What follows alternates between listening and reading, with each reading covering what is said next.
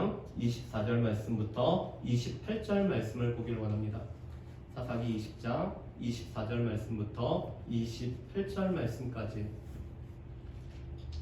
우리 다 찾으셨으면은 저하고 한 절 한 절 교독하시고 우리 마지막 절을 함께 봉독하시겠습니다. 사사기 20장 24절 말씀부터 28절 말씀입니다. 그 이튿날에 이스라엘 자손이 베냐민 자손을 치러 나아가매 베냐민도 그 이튿날에 기브아에서 그들을 치러 나가서 다시 이스라엘 자손만 성령을 땅에 엎드러뜨렸으니 다 그를 빼앗아였더라. 이에 온 이스라엘 자손 모든 백성이 올라가 베델에 이르러 울며 거기서 여호와 앞에 앉아서 그날이 저물도록 금식하고 번제와 화목제를 여호와 앞에 드리고 이스라엘 자손이 여호와께 부르니라. 그때에는 하나님의 언약궤가 거기 있고 아론의 손자인 엘르아살의 아들 비느하스가 그 앞에 모시고 섰더라. 이스라엘 자손들이 여쭈기를 우리가 다시 나아가 내 형제 베냐민 자손과 싸우리까 말리까 하니 여호와께서 이르시되 올라가라. 내일은 내가 그를 내 손에 넘겨주리라 하시는지라. 아멘. 여호와께서 여러분들과 함께 하시기를 원합니다. 여호와께서 붙이시기를 원합니다. 예, 우리 밤을 샜음에도 불구하고 이렇게 나온 우리 유은장에게도 여호와께서 함께 하시기를 원합니다. 우리 사사 시대는 이 사사기 말씀은 크게는 세 부분으로 나누어지죠. 1장 1절부터 3장 6절은 서론의 말씀입니다. 이스라엘 백성들이 하나님께서 명령하신 정복에 실패한 것과 하나님을 섬기는데 실패했다는 내용이 서론이 되게 길게 나와 있죠. 3장 7절부터 16장까지는 이스라엘 백성들이 범죄하면은 하나님께서 이방 민족들을 통해서 압제하고 이스라엘 백성들이 부르짖을 때 하나님께서 사사를 통해서 구원하시는 이 구원의 사이클이 계속 반복이 되고 있습니다. 그렇지만 이스라엘 백성들의 모습은 점점 못해지는 모습이 이스라엘 백성들의 모습입니다. 17장부터 21장까지는 사사시대의 특징을 나타내는 이 종교적으로 어떻게 타락했는지 도덕적으로 어떻게 부패했는지를 우리에게 말씀을 해주시죠.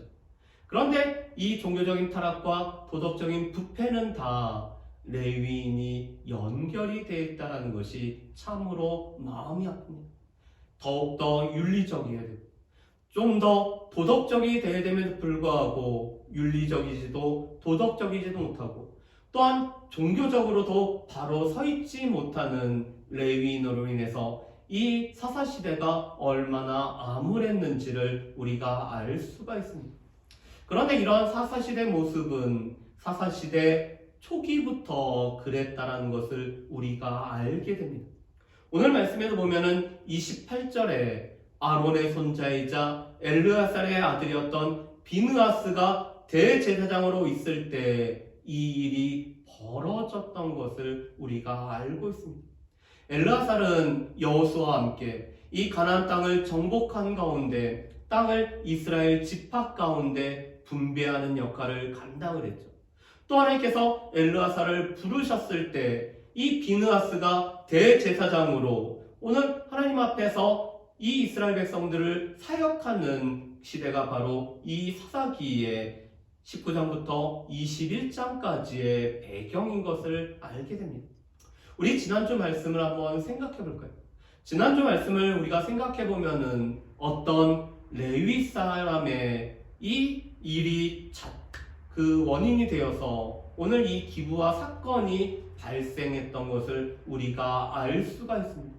그렇지만 이 레위인은 자기가 마치 피해자인 것처럼 과장하고 왜곡해서 말을 하고 있죠. 우리 지난주에도 4절부터 6절 말씀을 읽어봤는데 이 4절부터 6절 말씀을 보면은 계속해서 반복되는 단어들이 있습니다. 내가, 나를, 나의. 지금 이 레위 사람은 자신의 입장에서 모든 것을 말하고 있죠. 또한 내가 이런 일을 겪었고 나에게 이런 일이 생겼습니다. 저들이 나를 죽이려고 했다라고 그는 과장해서 말하고 있습니다. 마치 본인은 잘못한 것이 하나도 없는 가운데 지금 이 기브아 사람들이 이스라엘에 마땅히 없어야 할 일을 행한 것으로 말아가고 있죠. 그뿐만 아니라 이 레위인은 자신이 그 첩의 시체를 12토막으로 나눈 잔혹한 일을 행했을 뿐만 아니라 이 첩을 기브아 사람들에게 넘겨준 사람이 자기임에도 불구하고 오늘 자신의 이 잔악무도함과 또한 자신이 이 아내를 어떻게 했는지는 전혀 말하지 않고 있습니다. 이 사람은 지금 심각한 피해자의 코스프레를 이 사람이 하고 있는 거죠. 그런데 문제는 이 레위인은 이 모든 일이 자신의 먹고 마시며 누리는 것에 탐닉했기 때문에 이 일들이 생겨났던 것을 보게 됩니다. 그가 먹고 마시며 누리는 것에 집중하지 않았다면 더 일찍 길을 떠났을 것이고 오늘 기브아를 거치지 않고도 이 에브라임 지파 자신의 이 사역지로 돌아갈 수 있음에도 불구하고 먹고 마시며 누리는 일에 오늘 그가 몰두했기 때문에 이 사건이 발생했던 것을 우리가 알게 되어 있습니다. 두 번째로 그렇지만 자정 능력을 상실해버린 베냐민 지파의 모습을 볼 수가 있죠. 오늘 이 레위인이 개인적인 복수를 마치 이스라엘 전체인 문제인 양 오늘 이야기했을 때 베냐민 지파도 기브아 사람들이 어떤 망령된 일을 행한지를 알고 있었습니다. 특별히 그들은 불량배였죠. 벨리알이었습니다. 멸망을 자초하는 자들이었습니다. 그렇다면은 베냐민 지파는 이 기브아 사람들의 잘못을 그들의 죄악을 그들을 징계함으로 말미암아 명명백백하게 밝혀야 됐습니다. 그뿐만 아니라 이 문제를 해결함으로 말미암아 이 자정 능력이 발휘하는 것들이 베냐민 지파에 있어야 됐죠.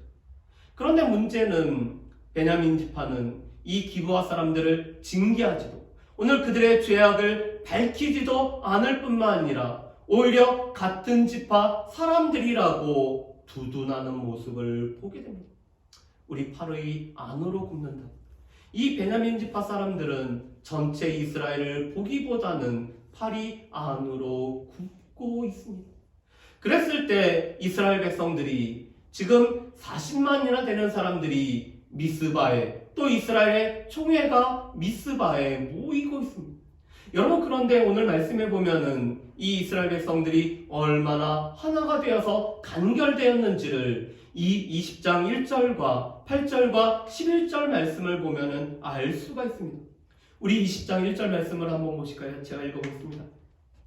이에 모든 이스라엘 자손이 단에서부터 브엘세바까지와 길라 땅에서 나와서 그 회중이 일제히 미스바에서 여호와 앞에 모였으니 아멘. 여러분 지금 여호와의 회중이 일제히 미스바에서 여호와 앞에 모였다라고 말씀합니다. 그런데 이 모인 사람들을 이렇게 소개하죠. 단에서부터 브엘세바까지 이스라엘의 가장 북쪽에서 남쪽까지 모든 사람들이 모였습니다. 그뿐만 아니라 길르앗 땅에서 왔다는 것은 요단강 동편에서도 오늘 이 세 지파, 두 지파 반에서도 오늘 이 미스바에 다 모였다는 거죠. 그러면서 1절에는 일제이라는 단어를 사용하고 있습니다. 또한 8절에도 이렇게 말씀하죠. 모든 백성이 일제히 일어나. 11절에도 이렇게 말씀합니다. 이와 같이 이스라엘 모든 사람이 하나같이 합심하여 그 성읍을 치려고 모였다라고 말씀합니다. 지금 이스라엘은 미스바에서 총회를 개최하며 베냐민에게 오늘 기브아의 죄를 묻고는 있지만 이미 그들은 그 성읍을 치려고 기브아 성읍을 치려고 모이고 있습니다. 그런데 1절과 8절과 11절 말씀을 보면은 이스라엘 백성들은 하나가 되었죠. 그런데 이스라엘 백성들이 이 땅을 분배하고 땅을 차지하는 과정에서 하나가 된 적이 있었을까요? 이스라엘 백성들이 자신들을 압제하는 민족들과의 전쟁 속에서 하나가 되어서 싸운 적이 있었을까요? 심지어 유다 지파는 하나님께서 사사로 세운 삼손을 이 포박해서 블레셋 사람들에게 바치기까지 했습니다. 이스라엘 백성들은 이 가나안 족속들과 하나님께서 명령하신 기업을 오늘 차지하는 일에 있어서는 하나로 모인 적이 없었습니다. 그런데 오늘 싸워야 될, 오늘 이 진멸해야 될 가나안 족속과의 전쟁에서는 하나로 모이지 않았던 이스라엘 백성들이 이 성읍을 치기 위해서는 일제히 일어나 그들이 하나같이 합심하여 모이고 있다라는 사실입니다. 그런 이스라엘 백성들은 지금 40만이나 되는 사람들이 오늘 이 전쟁에 오늘 참여하고 있습니다. 그에 반해서 베냐민 지파는 26,700명이 모이고 있습니다. 베냐민 지파 사람 26,000명에 기브아 사람 700명이 모였는데 이 700명은 왼손으로 물매를 던지면은 이 물매가 정확하게 맞추는 자들이 모였습니다. 여러분, 베냐민 지파는 오른손의 아들이죠. 그런데 이 오른손의 아들의 왼손을 사용하는 이 두 손을 자유자재 사용하는 용사들이 모였다라는 사실입니다. 그렇지만 실제 병력 차이는 약 15배 정도 차이가 나는 이스라엘의 숫자가 훨씬 더 많습니다. 그런데 어떻게 된 게 전투에서 첫 번째 전투와 두 번째 전투에서 이스라엘이 베냐민 앞에 오늘 패하고 있습니다. 첫 번째 전투에서는 22,000명이 쓰러졌습니다. 두 번째 전투에서는 18,000명이 쓰러졌습니다. 첫 번째 전투와 두 번째 전투에서 쓰러진 이스라엘 백성들의 숫자는 정확하게 4만입니다. 여러분, 이 4만이라는 숫자는 전체 40만의 몇 분의 몇에 해당되죠? 딱 10분의 1에 해당이 되고 있습니다. 그런데 하나님께서는 두 번의 전투에서 이스라엘 백성들이 10분의 1이 오늘 베냐민에게 쓰러짐으로 말미암아 오늘 이스라엘이 행하고 있는 이 전쟁이 과연 옳은지를 하나님께서는 묻고 계십니다. 그렇지만 이스라엘 백성들은 이 40만이 모였다는 것은 자신들은 지금 옳은 전쟁, 그들은 정당한 전쟁을 치르고 있다는 의미를 가지고 있습니다. 이 기브아 사람들이 망령된 일을 행하였고 또한 베냐민 지파가 이들을 징계하지 않았기 때문에 이 베냐민 지파와 싸우는 것은 우리에게는 옳고 이것은 정당한 전쟁이라는 그런 의미를 가지고 이 전쟁에 참여하고 있습니다. 그뿐만 아니라 40만이나 되었기 때문에 또 10,000명에서 1,000명, 1,000명에서 100명, 100명에서 10명이 나와서 싸우기 때문에 우리는 이 전쟁에서 승리할 거라는 확신을 가지고 베냐민과의 전쟁에 참여하고 있습니다. 그럼에도 불구하고 하나님께서는 이스라엘이 베냐민에 지게 만드셨습니다. 그렇다면 왜 이스라엘은 베냐민과의 이 싸움에서 졌을 뿐만 아니라 왜 하나님은 이스라엘이 더 옳은 것처럼 보이는 이스라엘이 이 전쟁에서 패하게 만드셨을까? 그 이유는 이스라엘 백성들이 하나님 앞에 하는 질문에서 우리가 찾아볼 수가 있습니다. 우리 첫 번째로 18절 말씀에 보면은 이스라엘 백성들의 첫 번째 질문이자 기도가 이렇게 나오고 있습니다. 18절 말씀을 제가 읽어보겠습니다. 이스라엘 자손이 일어나 베델에 올라가서 하나님께 여쭈어 이르되 우리 중에 누가 먼저 올라가서 베냐민 자손과 싸우리까 하니 여호와께서 말씀하시되 유다가 먼저 갈지니라 하시니라. 아멘. 두 번째 질문이 23절에 나와 있습니다. 23절에 보면은 이스라엘 백성들이 두 번째 질문하며 기도를 이렇게 하죠. 이스라엘 자손이 올라가 여호와 앞에서 저물도록 울며 여호와께 여쭈어 이르되 내가 다시 나아가서 내 형제 베냐민 자손과 싸우리까 하니 여호와께서 말씀하시되 올라가서 치라 하시니라. 아멘. 여러분, 우리 첫 번째 질문과 두 번째 질문에서 바뀌는 것이 있습니다. 두 번째 질문에서 내 형제 베냐민이라고 이렇게 오늘 고백을 하고 있죠. 그런데 두 번째 이 전투에서 패한 후에 28절 말씀에 보면은 세 번째 질문이자 기도를 이렇게 하고 있습니다. 아론의 손자인 엘르아사의 아들 비느하스가 그 앞에 모시고 섰더라.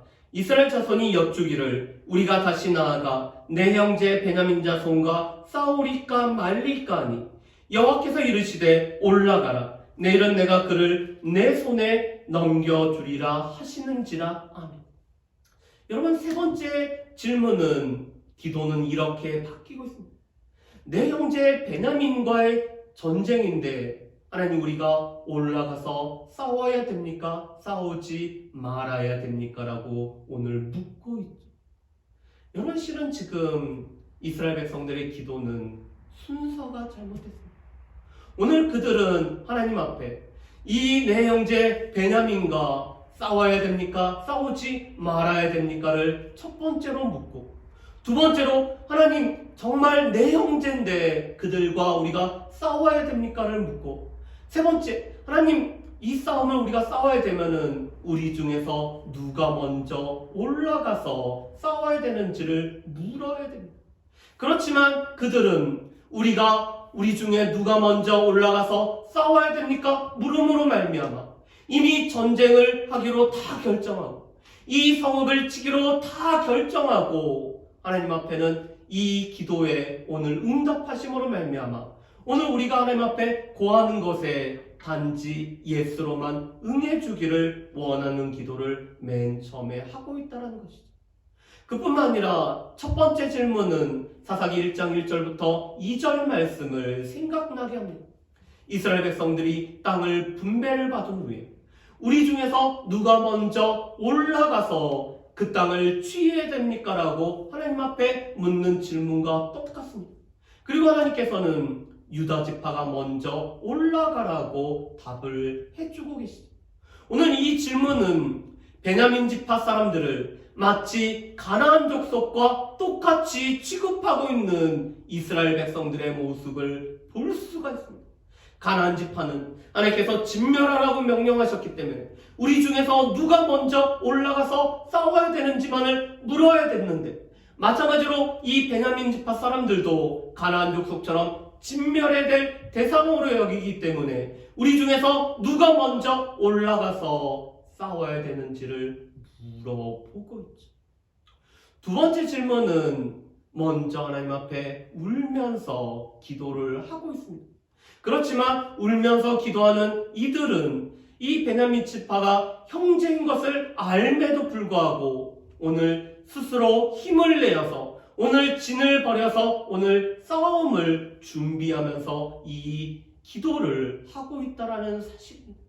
하나님께서 첫 번째 패하겠다라는, 오늘 그들은 그것을 통해서 하나님께서 이스라엘 가운데 무엇을 원하는지를 알아야 됐지만 그들은 스스로 힘을 내고 오늘 진을 갖추는 가운데 하나님, 내 형제 베냐민과 싸우리까라고 하나님 앞에 물어보고 있죠.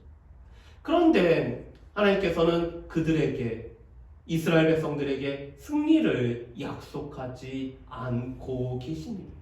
그럼에도 불구하고 오늘 두 번째 전투에서 패한 이스라엘 백성들이 하나님 앞에 울면서 오늘 세 번째 기도를 하고 있죠. 하나님, 내 형제 베냐민과 우리가 싸우러 올라가리까 말리까라고 오늘 기도를 하고 있습니다. 이것은 하나님께서 노라고 하시면은 우리가 더 이상 전쟁을 하지 않겠다라는 이 기도죠. 하나님의 뜻이라면은 전쟁을 수행하지만 하나님께서 멈추라는 것이 하나님의 뜻이라면은 이 전쟁을 멈추겠다라는 기도를 오늘 이스라엘 백성들이 하고 있습니다. 이스라엘 백성들이 이 전쟁에서 질 수밖에 없었던 것은 오늘 그들 가운데서 이미 다 결정해놓고 하나님 앞에 기도하였기 때문에, 하나님의 뜻을 구하는 것이 아니라 자기 소견에 옳은 대로 행하였기 때문에 이 전쟁에서 질 수밖에 없었음을 우리가 알 수가 있습니다. 두 번째로는 오늘 이스라엘 백성들은 이 두 번의 실패를 통해서 자신들을 그제서야 비춰볼 수가 있었기 때문입니다. 우리 말씀을 한번 보실까요? 우리 26절 말씀을 우리 같이 한번 읽어보겠습니다. 26절 말씀을 우리 같이 한번 읽어보실까요? 이에 온 이스라엘 자손 모든 백성이 올라가 베델에 이르러 울며 거기서 여호와 앞에 앉아서 그날이 저물도록 금식하고 번제와 화목제를 여호와 앞에 드리고 아멘. 여러분 지금 베델에 올라가고 있습니다. 베델은 우리가 잘 알고 있는 것처럼 하나님의 집이자 오늘 야곱이 하나님 앞에 돌이켰던 장소가 바로 이 베델이죠. 그래서 이 베델은 오늘 야곱은 의복을 받고 있는 것처럼 그의 삶이 변화된 곳이 바로 이 베델입니다. 그런데 이 베델에서 이스라엘 백성들은 지금 세 가지를 하고 있습니다. 첫 번째로는 울고 있죠. 앞에서도 전쟁에 져서 통곡했던 이스라엘 백성들이 그렇지만 스스로 오늘 힘을 냈던 것과는 다르게 오늘 그들이 하나님 앞에서 울면서 통곡하는 일을 하고 있습니다. 두 번째로는 이스라엘 백성들이 날이 저물도록 금식을 하고 있죠. 하루 종일 베냐민과의 전쟁으로 인해서 그들은 지쳐 있습니다. 그렇지만 오늘 하나님 앞에 금식하고 곡기를 끊었다는 것은 하나님 앞에서 자신들의 삶을 비춰볼 뿐만 아니라 우리가 하나님 앞에 통렬히 자복해야 될 죄악이 있다는 것을 깨닫고 하나님 앞에 금식하며 기도한다는 것을 뜻합니다. 세 번째로는 여호와 앞에 번제와 화목제를 드리고 있습니다. 여러분 이 화목제는 5가지 제사 중에서 좀 특별한 제사가 바로 이 화목제입니다. 화목제는 하나님과 우리 사이에 화평이 깨지고 화목이 깨지고 우리와 하나님 사이에 이 죄가 있을 때 오늘 하나님 앞에 드리는 제사가 바로 이 화목제. 그래서 이 화목제는 관계가 깨어졌을 때 드려지는 제사가 바로 이 화목제입니다. 또한 번제라는 것은 우리의 삶을 하나님 앞에 드린다라는 헌신의 의미가 담겨있는 것이 번제이죠. 또한 매일 번제를 드림으로 말미암아 하나님과의 관계를 유지하기 위해서 드리는 제사가 매일의 번제입니다. 그런데 지금 이스라엘 백성들은 여호와 앞에 번제와 화목제를 드리고 있습니다. 하나님 앞에 우리가 베냐민을 징계할 만큼, 베냐민을 오늘 그들을 심판할 만큼 우리가 하나님 앞에 바로 서 있지 못하다는 것을 오늘 고백할 뿐만 아니라 하나님과의 관계가 회복되어지기 위해서 여호와 앞에 번제와 화목제를 이스라엘 백성들이 드리고 있는 거죠. 여러분 지금 이스라엘 백성들이 해야 될 일은 이거였어요. 이스라엘 백성들은 베냐민과 기브아와 전투를 벌이기 전에 여호와 앞에서 울면서 금식하며 우리 가운데는 하나님 앞에 범한 죄악이 있는지 살필 뿐만 아니라 하나님과의 관계가 깨어진 부분들을 화목제로 우리가 회복되어지고 번제를 통해서 우리의 삶이 드려지는 일이 우선되었어야지 오늘 이 전쟁에 참여를 할 수가 있었습니다. 그렇지만 하나님과 관계가 깨어진 가운데 오늘 다른 지파를 심판하려 했기 때문에 그들이 다른 사람들을 이 심판할 만한 그런 정결함이 없었기 때문에 이 전쟁에서 패하게 됐죠. 여러분 마태복음 7장 2절에서 3절 말씀에 보면은 예수님께서는 우리에게 이렇게 말씀합니다. 너희의 비판으로 너희가 비판을 받고 너희의 헤아림으로 말미암아 우리가 헤아림을 받을 것이라고 말씀을 합니다. 또한 어찌하여 형제 눈 속에 있는 티는 보고 내 눈 속에 있는 들보는 깨닫지 못하느냐라고 말씀을 하고 계시죠. 오늘 이스라엘 백성들은 베냐민 지파의 눈에 있는 이 티는 보았습니다. 그렇지만 자신들에 있는 이 들보는 보지 못하였죠. 하나님과의 관계가 회복되지 못한 이 이스라엘 백성들이 다른 사람들을 비판하고 다른 사람들을 헤아리다 보니까 오히려 먼저 하나님 앞에 비판을 받고 헤아림을 당하고 있는 모습을 우리가 알 수가 있습니다. 두 번째로 갈라디아서 6장 4절에서는 바울이 갈라디아 교인들에게 이렇게 말씀하죠. 각각 자기의 일을 살피고 다른 사람들의 짐을 지라라고 말씀을 합니다. 우리가 우리 일을 먼저 살피는 일, 하나님의 말씀으로 우리 자신들을 비추는 일, 하나님의 말씀을 통해서 우리의 삶을 점검받는 일이 먼저 우선이라고 말씀을 하시죠. 이것은 말씀을 전하는 저에게도 마찬가지입니다. 제가 말씀을 다른 분에게 선포하기 전 제 자신에게 먼저 선포해서 이 말씀에 제 삶을 비추는 일들이 필요하죠. 그런데 지금 이스라엘 백성들은 자신들을 살피지 않고 오히려 그들이 베냐민 지파를 심판하고 판단할 수 있는 자라고 오늘 나섰기 때문에 오늘 그들이 이 전쟁에서 지고 말고 있습니다.